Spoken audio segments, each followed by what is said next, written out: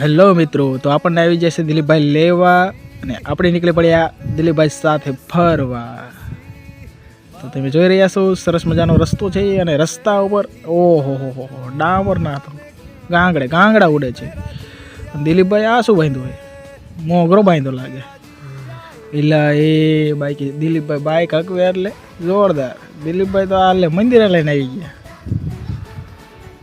સરસ મજાનું આ મંદિર હતું.